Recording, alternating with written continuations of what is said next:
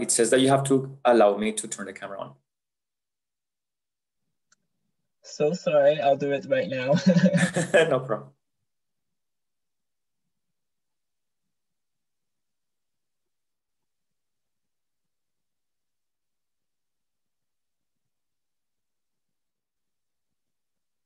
It says you cannot start your video because the host has stopped it. Yeah, let me I'm trying to figure it out. Yeah. I'll make you host and you have the full. Oh, okay. There you go. Perfect. Okay, there you go. Cool, perfect. Should I make you host though? Because like if I have the presentation, then the more. Right, you can make me a panelist. That's fine too. Oh, okay, cool. So that you can welcome other people if they chat. I only have the option to make you a host though. So I'm just gonna go make you a host, okay? Yeah, that's great too. Do you want to change the host to student services? Yeah. Okay, there you go. Perfect. Okay, cool. All right.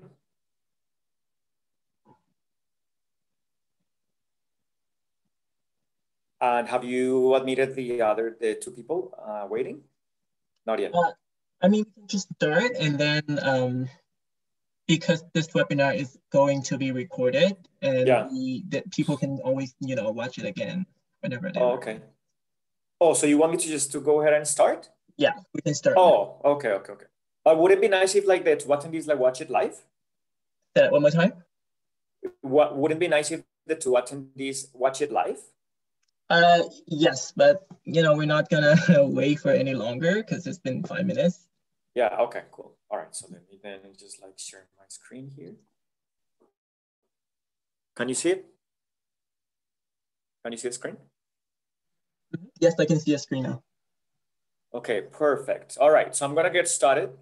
So hello everyone, my name is David Mendoza and I'm thrilled to be delivering this webinar for you all today. I've been working with Hanson College for the past month, I'm gonna say. I've had a few one-on-one coaching appointments with some of the students at Hanson, and I've been doing some webinars as well. And there's other webinars that are coming up that I will be facilitating in some of your classes as well. So I'm originally from Colombia in South America, and I moved to Canada 15 years ago in the year 2006. But before that, when I was in Colombia, I completed a degree in business. Halfway through, I went to England as an international student to improve my English. Yeah. So, and it was a trip that changed my life. I used to be a very shy kid, growing up at school. I was the one who never talked, like was kind of intimidated by everyone and everything. Always in the backstage, never wanted to get noticed. But when I went to England, something changed. Yeah, probably because I was exposed to new cultures. It was the very first time of me being fully independent, because it was the first time me leaving my home, my family, and my country, right? And it was the first time me interacting with other cultures. So I think that made something click in my head, and I returned home, a complete different person. I was still shy. I'm still shy, from time to time, but I was more confident in the way I communicated. I just had more confidence in myself. And that's why I'm so passionate about the work that I do with international students. I've been working with international students for over 10 years. I've been working in the Ontario educational system in post-secondary for 10 years now. And many times I see that the students that I work with, or the students that I just see interacting in colleges and universities, they don't have the same experience as I had. For the most part, because I find that they play very safe. They're not making the most of the experience, especially in a country like Canada, that is so multicultural. They are sticking to only their culture and the people who speak their language, right? So they're not making the most of the massive investment of time and dollars that you make when you come to these countries to upgrade yourself. So that's why I've been invited me to have this conversation with you and do this webinar so that you learn and get some tips on how you can thrive as an international student. First thing that I want you to do is embrace yourself, embrace your root, embrace who you are. The fact that you came here and took the risk to leave your comfort zone behind, leave your family, leave your friends, leave everything that you knew behind to start something new from the very get-go, from scratch, is incredible. So you already have a lot of things as part of your story that can add a lot of value to the companies that you end up applying with for the work that you want to pursue after you complete your programs at Hands-On College. I am the director of Orbit 5. We are an EdTech startup that prepares international students to launch successful careers. So this is what we will be chatting about today. Sorry, like I lost it. Okay, so this is what we'll be chatting about today. Okay, we have 1 hour, and there's a lot of topics that we're gonna cover. So we will be chatting about mental health. We're gonna be chatting about staying motivated. We're gonna be talking about your value, your self-worth, confidence, aiming high. We're gonna be talking about navigating COVID-related challenges and all these uncertain times and this peculiar situation that we're going through right now. And then we're gonna talk briefly about resume and LinkedIn, job search, and networking and interviewing as well. So it's just a few pointers that I wanna touch on each of the topics for you to get some ideas on some of the things that you have to strengthen, some of the things that you have to further develop in order to be more competitive in the marketplace. We are in a very competitive marketplace, yeah? So you have to make sure that you are on top of your game so that you go after the opportunities that you deserve as an international student, okay? And then if you have more questions on that, please connect with Georgine or with Vin so that we can do one-on-one coaching as well, okay? Awesome, cool. So the learning outcomes after this webinar, you should be able to feel empowered to boost your confidence and pursue the career opportunities that you deserve. You should be able to identify support systems that can help you keep your mental health on point. And you should be able to start doing exercises and having deep conversations with yourself to increase your self-awareness. It's all about being self-aware. It's all about understanding who you are and what do you bring to the table that other people don't bring, so that you convince or engage the person that you're having a conversation with and let them know that you are the strongest candidate to take the roles that you are applying to, okay?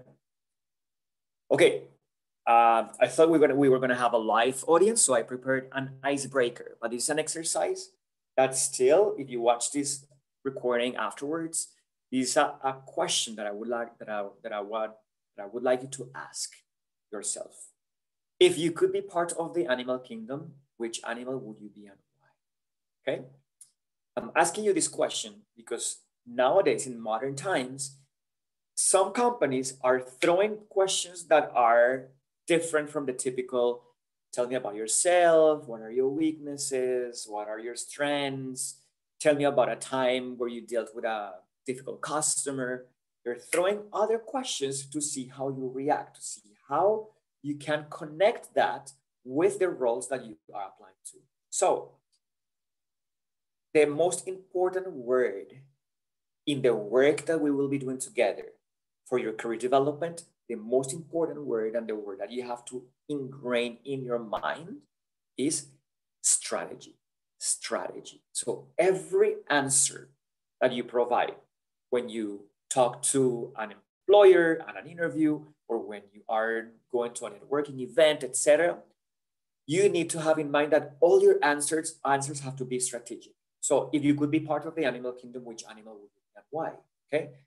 So most people would say, dog, cat. Okay, so if that is the case, sure, yeah. But what are some of the characteristics of that animal that tie in with the role that you're applying to. Yeah, I wanted to start asking you those questions, right? Start thinking about things in your life, in the things that you do, in your hobbies that tie in with the roles that you're applying to. Okay. So for example, somebody could say, yeah, oh, I love dog. If I would be a dog because I have a dog and it's my best friend, blah, blah, blah. Okay. But if, for example, you were applying to a job as an architect, so you could have, for example, two animals, right? Like someone that you really like, but you're a strategic animal, right?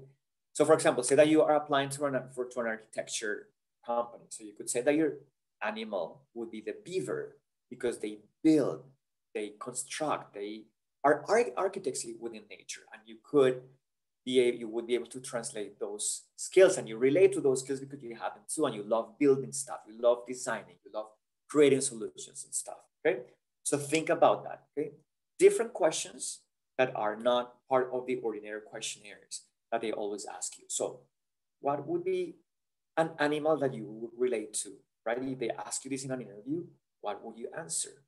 Okay, what are some of the characteristics of that animal that you have that are relevant to the jobs that you're applying to? Okay, now, first topic that we're going to talk about is mental health. Your mental health must be your top priority in 2020. If you come from other cultures, in most cultures that are not Western or North American, mental health is still a taboo topic. Mental health is still very stigmatized. In Canada, we have been talking about this openly for the past 7 or 8 years, right? And still, it's kind of stigma. Still, people feel like embarrassed or ashamed to talk about their mental health. But with COVID, we have seen that more and more people have been more in tune with their mental health. Because what is the problem? With mental health, the problem is that people associate it with the illness, with depression, with bipolarism, with schizophrenia, with anxiety, with social anxiety, with panic attacks, whatever it is, right? But in reality, mental health is something that we all should strive for because it's a good state of mind, right? So you should strive for mental health. And I'm going to tell you a story that exemplifies this. January 4th, I took a break in December, a few days off to recharge and, plan out my year and stuff.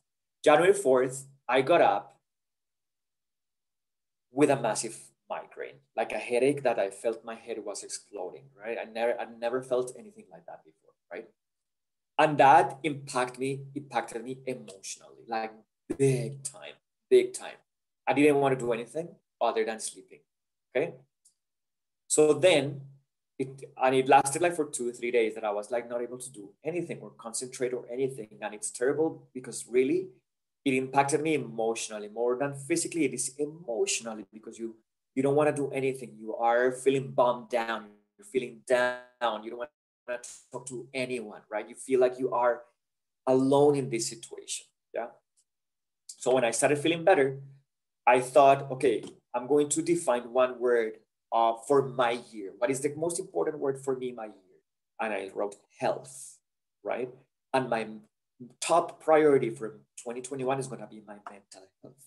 Because without my mental health, I cannot do anything. I can have ideas, I can have experience, I can have education, I can have the financial means, I can have everything. But if my mental health is not on point, I cannot do anything. It's going to be very difficult to thrive, right?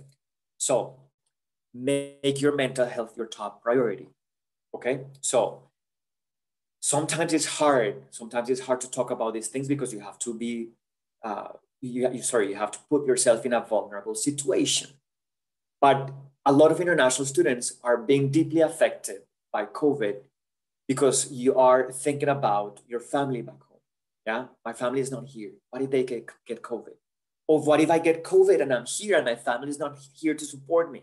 Right? That impacts you. That makes you feel down, right? When you come to another country, when you move to another country, your friends become your family. And now you cannot see the family that you chose, your friends, because we are in a strict lockdown. Yeah. You have to transition from going to classes into an online system of learning, right? So all these things that are building up in your head and you're getting overwhelmed. and you might get depressed and you might get anxious, right? And you don't know what to do. Yeah. So the first thing, if you feel that something is not 100%, if there's something off, you need to talk about this. You need to first acknowledge that something is off. What are the emotions that you're going through? Acknowledge that first so that you can take action. If you're feeling down, if you get up in the morning and you wake up and you don't want to do anything, and there's no motivation, you don't want to talk to anyone, you don't want to cook, you don't want to do nothing, you just want to stay in bed, there's a sign, that something is not right. Yeah. So acknowledge that. What is it? What is triggering this emotion? Yeah. And then build a strong support network around you so that you can confidently and comfortably talk about these things. It could be your family, it could be your friends. But again, if you come from cultures where this is highly stigmatized, right? Maybe sometimes you cannot open up with your family. Maybe your family is going to say, oh, well, manap, right? It's nothing. Yeah, oh, you're sad and that's it. And no, it's more than sad. Maybe it's something deeper that you're feeling, right? So if you don't have that, then utilize the resources that school is offering you. I understand that there's a counselor that is offering sessions as well. Talk to that counselor so that person can help you navigate the challenges that you are experiencing, right? In other cultures, this taboo is highly stigmatized, right? So we have to combat that stigma because in reality, 3 out of 4 people will experience a mental health related challenge at some point in their lives, okay? So once you identified what is the problem and you talk to someone, then maybe you can talk openly about it with your friends or gather some friends. Not right now, we cannot go into their houses or apartments. Gather them on a Zoom meeting and tell them, hey guys, like I want to share something with you. I was experiencing this. I was feeling really bummed down. It impacted me this way. And I talked to someone and it helped me navigate. And I wanted to open up because I want you to know that if you are feeling something similar, you're not alone and I'm here to support you. By doing that, maybe other people will think, wow, what this person is sharing, I can relate 100% because I was going through something similar a week ago, a year ago, a month ago, and I never have anything. And you just like were bottling up those emotions, right? And they were there like a pressure cooker, right? So with that, people will open up and then you will create a strong system of support where you can count on one another, check in on one another, so that you together can navigate these challenges that the current situation is bringing to our lives. With your mental health, if your mental health is on point, you are unstoppable. Unstoppable. Remember that sentence. With your mental health, you are unstoppable. Okay? So that's the first topic that I wanted to talk about today. Make it your priority. Talk it out, right? Combat the stigma. Okay? All right. Stay motivated. The second topic that I wanted to talk about, and it kind of ties in with mental health too, right? Again, we are in a difficult situation right now, like a lot of things to do, a lot of hours of work, of study and stuff. So how do you stay motivated when you are in the middle of a lockdown? You are in a pandemic where nothing seems to make sense, where there's so much uncertainty, right? So simple, you can take 3 steps, okay? So connect something you want to do with other habits. Say, for example, that you have to write on a daily basis, or you are working on a big assignment where you have to write, okay? So maybe connect that with another habits that you have. For example, you like having coffee in the mornings, right? So connect those 2 activities, yeah? So you know that when you're having your coffee break, you're gonna use that time to write, okay?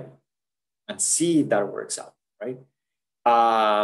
If there is another activity, like if you have to read, yeah, and you like music, okay, so choose maybe some classical music, something that has no lyrics or anything like that, so that you don't get distracted by that. Connect those 2 activities and see if it can help you stay motivated. Second point, have an accountability buddy, okay? Someone who is there to push you, someone who gets your back. That's why, again, this ties in with the slide from before. You need to start defining and creating support systems around you. Friends, right? Your family is here when you're an international student, yeah? Al Hanson, you have your Hanson family, yeah? So an accountability body together. Hey, let's work on this project together. So today, let's work on from 8 to 12 or whatever times you decide. And then at 12, we check on each other and we'll talk about our progress, right? By doing that, I think it helps you stay motivated. It helps you stay on top of your game, okay? So what are you writing about today? I'm writing about the financial projections for after COVID. I'm writing about the resurgence in the hospitality industry in Ontario after COVID, right? I'm doing that research. I'm writing about. Talk about this. So have someone in your support system that can help, that gets your back so that you stay motivated, okay? Also, structure. Sometimes structure is needed. I'm someone who is like flexible. I go with the flow. I'm chill. But sometimes I understand that structure can help me big time to complete my goals and the tasks that I need to do, and it can help me stay motivated, okay? So do small chunks, right? Block 20, 30 minutes of your time at the same time every day to do what you have to do. So let's think about, again, in terms of school. If you have to write something, you have to study something. So block time of your calendar every day, the same amount of time, 20, 30 minutes at the same time every day, and get to do that. If, for example, if you are now doing more something regarding job search, same thing. You need to have a clear structure on how you are going to allocate the time for you to make sure that you do what you have to do. So say, for example, okay, every day at 10 a.m., I'm going to spend 30 minutes on LinkedIn, engaging with people, building new connections, maybe even creating content. So every day, 30 minutes a day, I will reach out to 3 different people, okay? So by the end of the week, you have reached out to 15 different people, okay? And see what happens out of that. After that, I will have a look at 20 minutes at job boards, see what's available, right? Identify the patterns that the industry is looking for me to demonstrate to have, and then see how I can make sure that my resume clearly illustrates those things that the industry is looking for in the new hires, right? Schedule your time and allocate the time wisely on these tasks so that you stay motivated, okay? And of course, reward yourself, yeah? So for example, you complete the 20-minute block of writing of a job search, reward yourself with something by listening to something, a nice song that you like, by having a treat, by doing some workout, by watching 20 minutes of a show, right? 10 minutes of a show or something, by calling a friend, by going through social media, whatever it is that you want to reward yourself, okay? All right, that's with that topic. Now, we're going to talk about something that is massively important, your value, your self-worth.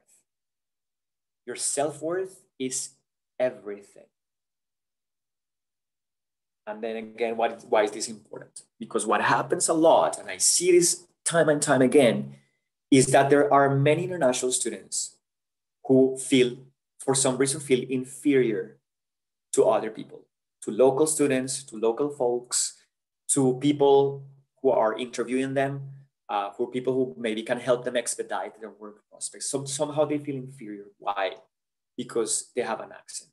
Why? Because they applied to a few jobs online. They didn't get any replies to go for interviews.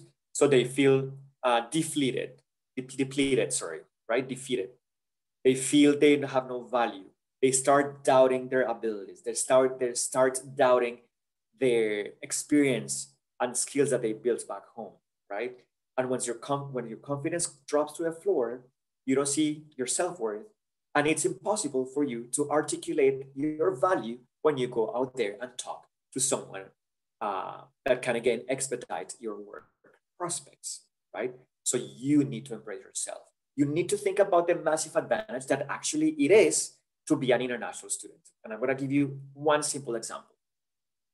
I feel that one of the most important skills that every single human right now needs to have and develop if they want to thrive in the new world of work, it's adaptability. And you, by being an international student, by default, you already have that skill of adaptability. So that's what I put it here. You can adapt to any context now. Why? Because you came, I'm sure that in Hanson, there's like a wide range of ages from the folks who are studying in the classrooms, right? But let's say that the average age is like 22, 20, right? Most of you, is the first time that you leave India, is the first time that you leave your home, is the first time you leave your family, right? So you came to a new country here to, navigate in a new language, to navigate new social dynamics, to deal with the harsh winter conditions, to interact with people who substantially looks different from you and who thinks very different from you. So you have done that. You have adapt to that new reality. And because you have done it successfully, you can apply that same skill to adapt smoothly to any work context that is thrown at you, right? So think about the massive advantage that it is to be an international student. You have an accent, sure, and it's fine. We are in Toronto, in Ontario, right? Like everybody has accents here. So the problem is that if you are going to introduce yourself and the first things that come out of your mind is like, oh, sorry, my English is not good. Boom, you're sending yourself a negative message to your brain, and you're sending the person who is willing to listen to you a negative message as well. So that person immediately gets distracted and he's like going to think, oh, okay. So here they are just going to focus on how bad your language is. No, your English is improving. It's better than it was yesterday. And today is better than it was yesterday. And tomorrow it's going to be better than it is today. You are improving. If you send that message to your brain that you are improving your communication abilities, it's different. It's a more positive thing. It's going to help you more. Everybody has an accent. It's fine. Importantly, though, that you make sure that you communicate and you can articulate your thoughts clearly and that your message is clearly understood. I have an accent, yeah? And I tend to speak very fast because in Spanish, which is my first language, I talk really fast, right? So what I have to do, sometimes when I realize that, I slow down, right? I'm like, wow, like you're flying. So for example, I will have to watch this recording again and see how fast was I speaking. Is my audience getting all the things that I'm trying to convey or not? I think I'm doing quite a good job right now, yeah? But sometimes, and this is something I have learned with practice, yeah? Because at the beginning, it's like you just run and you splurge things, words out of your mouth because you want to give out a message, right? Take your time, slow it down. You don't have to, there's no rush to go in, okay? So it doesn't matter that you have an accent as long as you can communicate your message clearly and that your message is fully understood. Being an international student and having an accent is actually an advantage if you want to make it an advantage, because immediately it tells the other person that you speak at least 2 languages. And many of you come from India, so you don't speak 2 languages. A lot of you speak 3, 4, 5. Yeah. So it's a huge advantage, but you have to believe that it's an advantage and you have to play with that to your advantage. Okay. Think about the problems that you have solved. Do not compare yourself with anybody. Think about your current situation. There are students at Hanson who are fresh of high school. Yeah. There are students at Hanson with 2, 3, 4 years of experience with a university degree. There are students at Hanson who are maybe more mature with 10 years of experience. Every single person is a different universe, and you should not compare yours to anyone's. Yeah. So think about, from your reality, from your lived experiences, what are the problems that you have solved through your life, through your work. You don't have a lot of work, through your volunteer experience. You didn't even have volunteer experience. Think about the problems that you have solved at school. Think about the problems that you have solved for yourself. Because when you solve a problem, you apply skill. And those skills you can transfer over whatever role you want to apply to. It's a transferable skill, problem solving. Yeah. So that's it. So think about the problem that you have solved. And also in the last one, what problems do you want to solve? Now, when you think about your career, what problems do you want to solve? So say, for example, the problem that I want to solve is the lack of confidence that international students have when it's time for them to look for employment. That is the problem that I'm solving, your confidence. Yeah. In your case, if you are studying hospitality, if you're studying a business program, if you're taking a finance program, technology, think about what are the problems that you want to solve in your field so that you can think about what is the value that you can add based on your lived experiences, on your education, on your personality, on your hobbies. Yeah. I had a conversation with a student from another college the other day. He's a client of mine. And when we had the conversation initially, he said, I don't have any experience. I'm like, okay, let me be the judge on that. So I asked him some more questions, right? He's a web developer. He's taking a computer programmer program. So with the conversation, he told me that he's been building websites since he's like 12 years of age, right? And I'm like, okay, so then you do have experience. The fact that you do not have paid experience or that you haven't worked for a company, it does not mean that you don't have experience. So walk me through the process of you building those websites. Well, I had to do these coding languages, I had to do this, and that. How many? This. Okay, so you do have incredible experience that you can easily transfer into a role by having a conversation. Not putting yourself down and self-sabotaging before another person does, because that is the problem. We tend to self-sabotage before anyone like asks us something or something, right? He was self-sabotaging when he told me, I don't have any experience. He did have experience, especially related to the field and the jobs that he wants to apply to.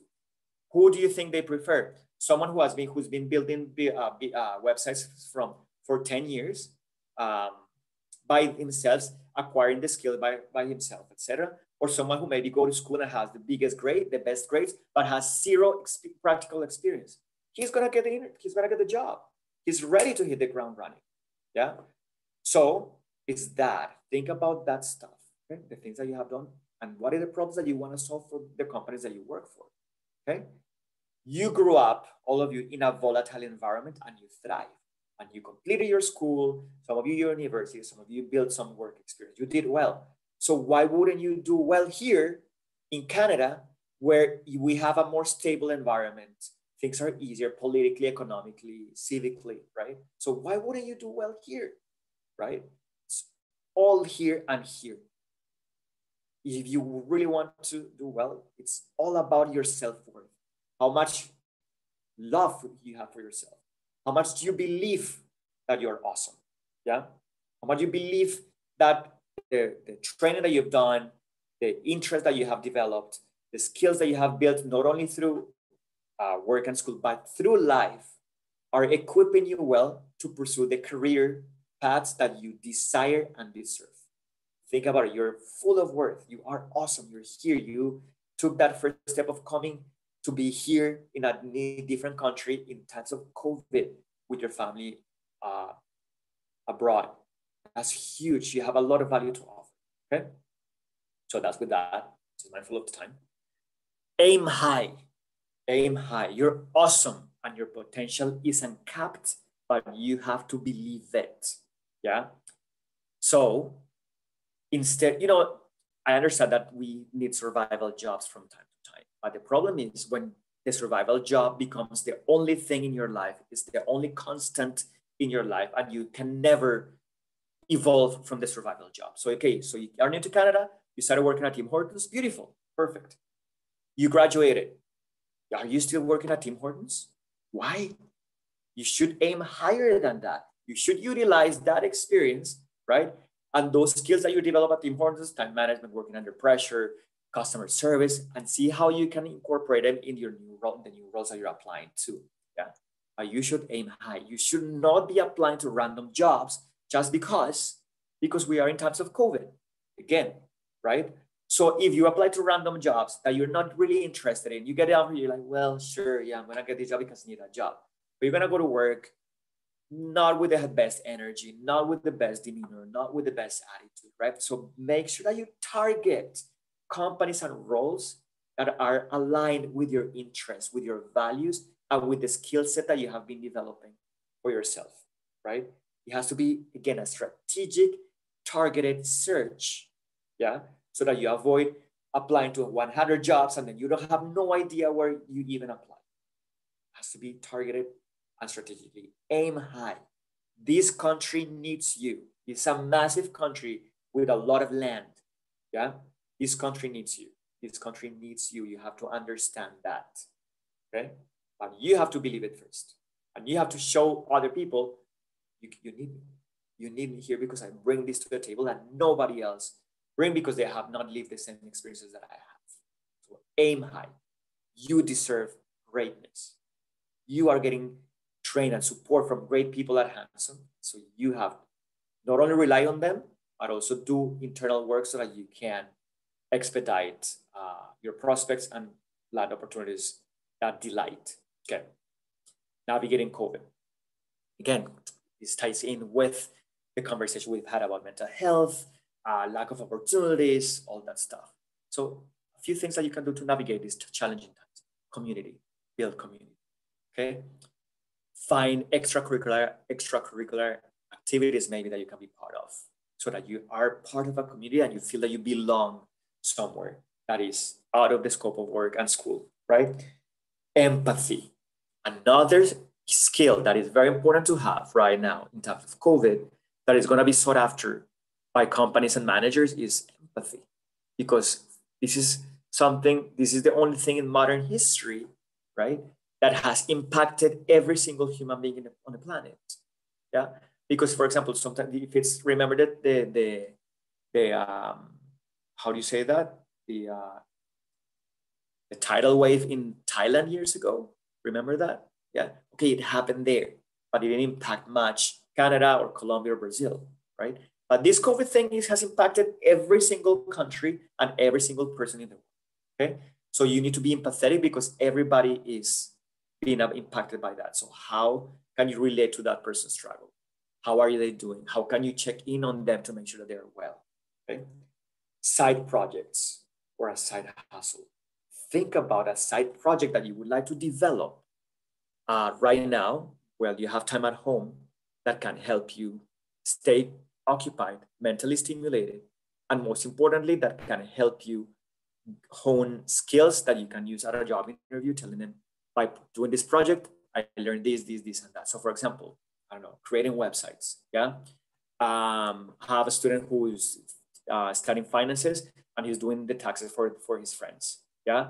So as a side hustle, and they paid him like $10 or something, right? Okay, cool, so side hustle, so then he has experience. If he wants to dive into the tax industry, okay, he has already done that.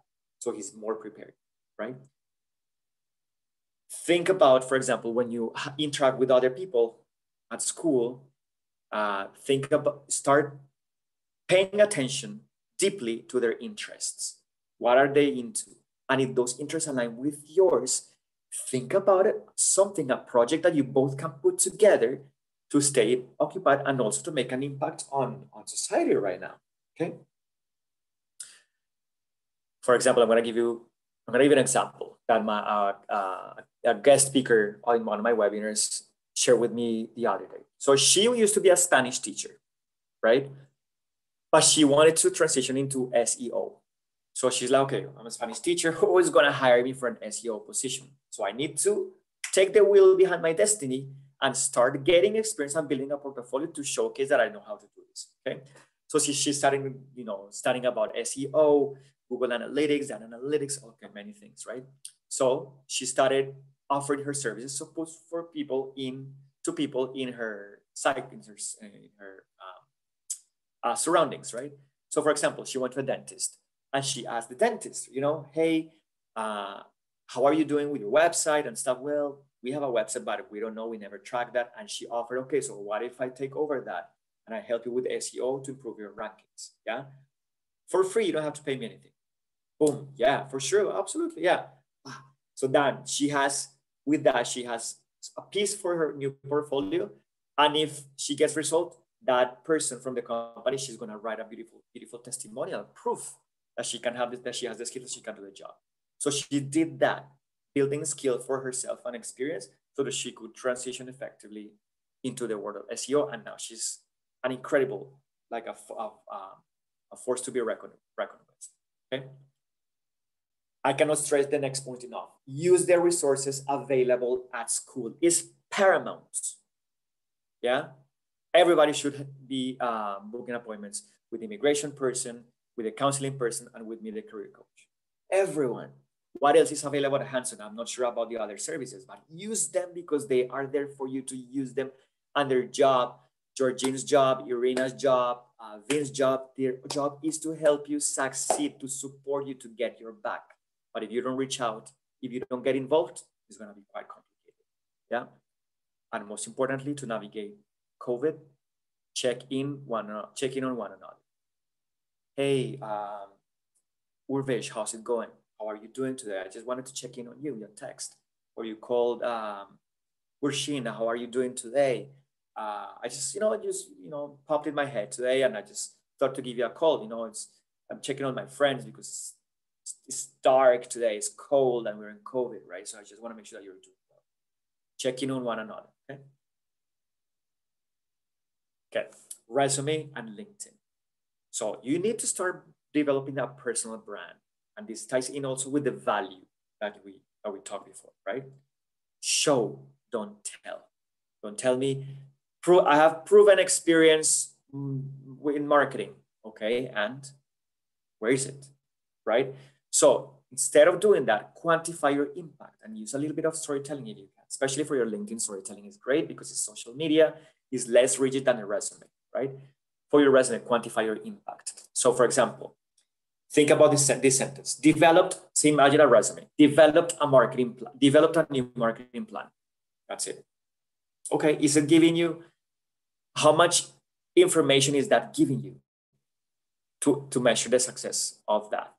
Not a lot, it's just a job description, right? But if you say increased sales by 15% by developing a new marketing plan in the lapse of 2 months. Oh, perfect. Okay, now I can see tangibly how you have achieved progression, how your numbers are going up, etc. Okay, quantify your impact.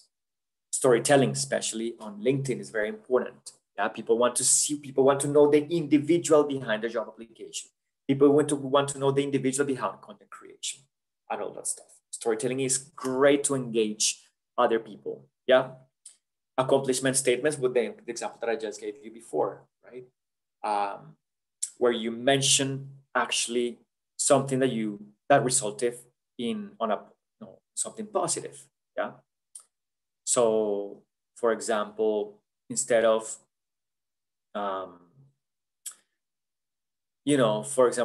saying implemented a motivational program in the office, and what happened? Did it fail or or was it successful?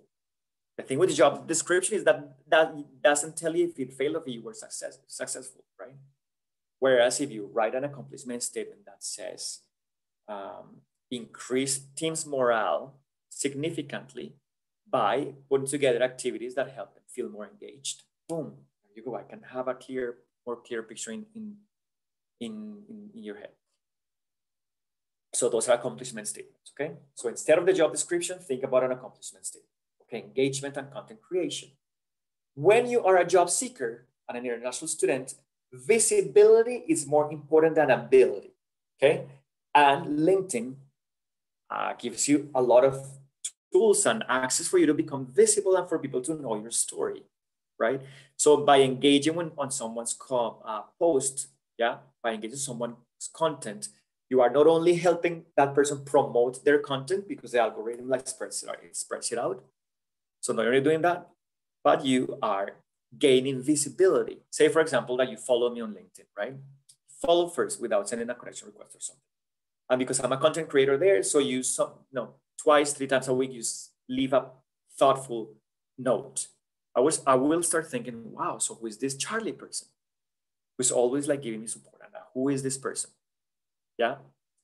Let me check their LinkedIn profile. Oh, interesting. Or a recruiter, for example, that they see that you engage in my content and they say, oh my God, that comment that Charlie left is incredibly well written, a lot of value, and it makes a lot of sense, right? Maybe they can call you. Recruiters are using LinkedIn big time to source their talent. So if you're active on that, so they will see where you stand from, etc. They are doing a lot of work beforehand, before they reach out to anyone for interviews and what have you. Okay. for the job search, it must be targeted.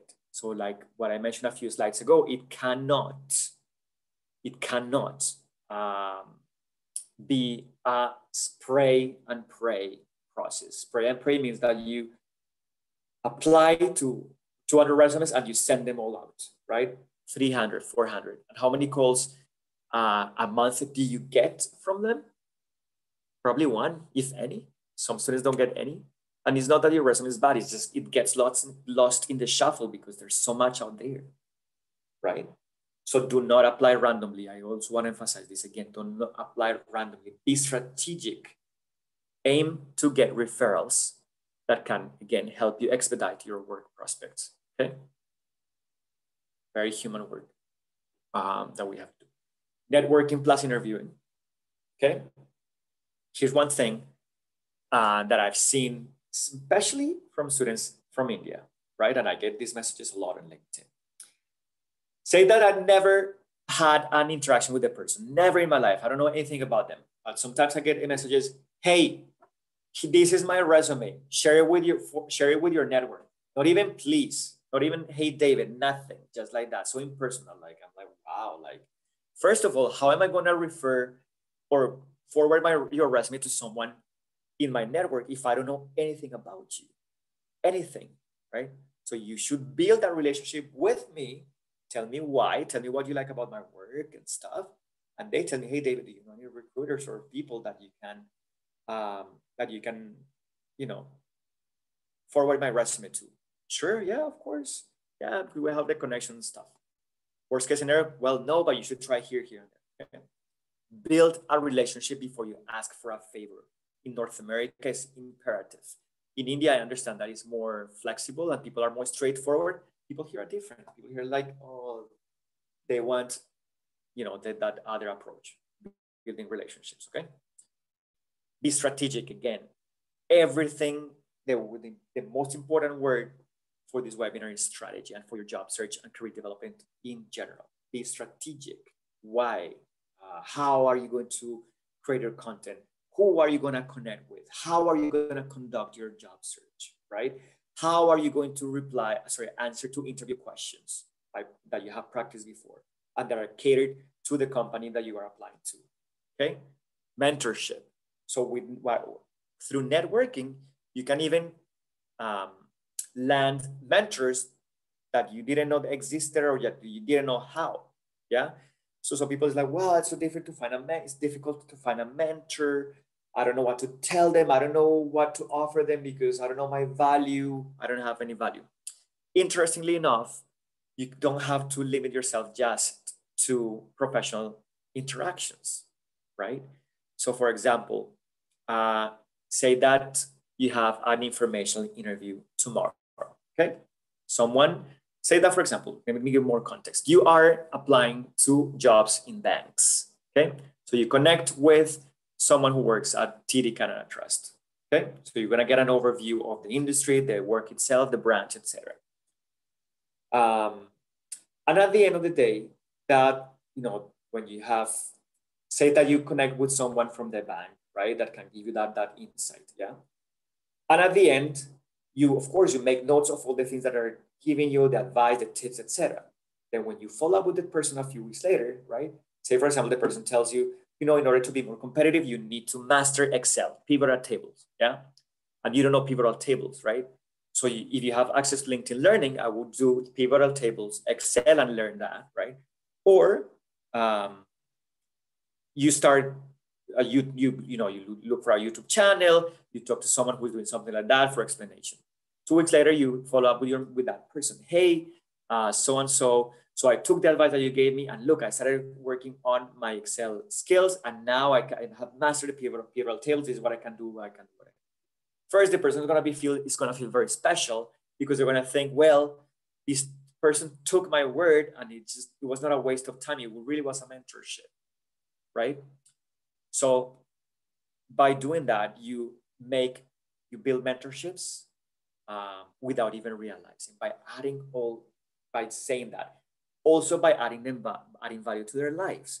So when you have an informational interview, for example, one of the questions that you could ask should be not related to work or school. Should be something like, hey, you know, I would like to know, what do you do for self-care? What are some of the things that you enjoy doing that are good for your self-care, right? And the person tells you, you know what, I like cooking a lot. Well, yeah, what do you like cooking? And you probe, right? You want to get to know the person as a human. Well, I love cooking pizza. Oh, nice, wow. And then one day you are watching Netflix or someone read an article and you see this massive article on the best pizza of the world that is coming to Toronto or something. You, hey, so and so, look, I remember you mentioned that you love pizza and I saw this and I wanted to share this with you, right? The person is gonna go like, wow, this student cares about me. And that's how you build a mentorship, okay? Connect with people on a personal level when you are networking and when you are interviewing. Remember the empathy, okay? In an interview, when people ask you, you know, people have the conception that an interview is a space for the employer to find the right fit. Sure, it is, but nobody thinks about the student or the applicant's perspective. For you, going to an interview is also a good opportunity for you to see if that company is the right fit for you or not. You feel me? Okay. So by the conversation that you have with the interviewers, by the question that you will ask them at the end, by their demeanor, their behavior in an interview, you can take a lot of cues to see, this is the good and right fit for me, or you know what, I'm here, I'm gonna do it, but I don't want to work in this company. Okay. So networking and interviewing. The best career opportunities always come from networking. And I'm telling you from my personal experience in 15 years, I've only applied twice to jobs online.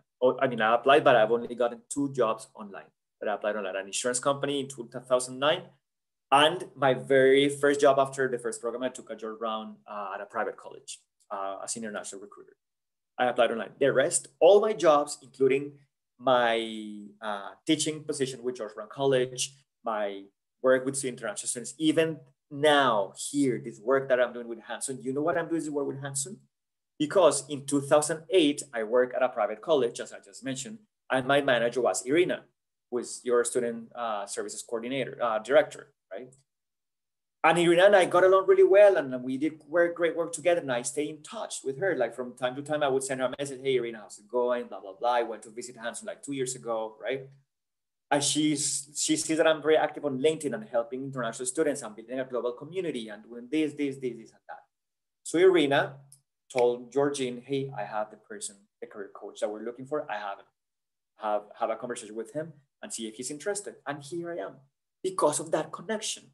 If I didn't have the connection with Irina, or if I had forgotten about her in 2008, 2009, I wouldn't be talking to you right now today. Don't underestimate the power of human connections and what a human that you work with and that you make an impact on their life can do for you after that. I'm talking about 13 years since I worked with Irina, and she still remembers me because I made an impact because of the quality of my work and the passion that I have to work with students, right? So that's why I'm here. I wanted to close up with that example. Always connect with the person on a human level and always stay on top of your game, of your networking game, on your connections. I want to ask you to follow us on Instagram at Orbit5. We are creating a lot of content. We're pretty new to that platform, to be honest. I was not paying attention because I pay more attention to LinkedIn, but I have a team who are working on that, doing some cool stuff. So follow us. If you have TikTok, we are really new to that platform. So follow us on there as well at Orbit5. And thank you so much. Vin, I don't know if we have time for questions or what are the next steps? If we can do 5 minutes for Q&A. Sure, yeah, absolutely. Do you want me to stop sharing the screen? No, you can just leave the screen because I'm recording still. We will wait for 5 minutes to see if anyone has any questions. You can write in the little Q&A section. Yeah. Are there any questions or comments or thoughts from the people who are joining us today? In the meantime, waiting for everyone to ask. I do have a question. When I was applying for jobs here. Sorry, say that again. You're breaking up a little bit. I cannot hear you clearly. Can you hear me now? Mm-hmm. Perfect. So I do have a question, meaning in the meantime, waiting for other people to ask. When I was applying for jobs here in Canada, I've always wondered if my name, putting my Vietnamese name on the resume affect, the selection process, like when I apply for resume, if the interviewers see my name in Vietnamese or, any other language, would it pass my resume through and, select a resume that has more English name? So what is your advice? So the question is around if you should change your name or not? Yeah, should I use my English name? That's correct. Should I use an English name or should I keep my name as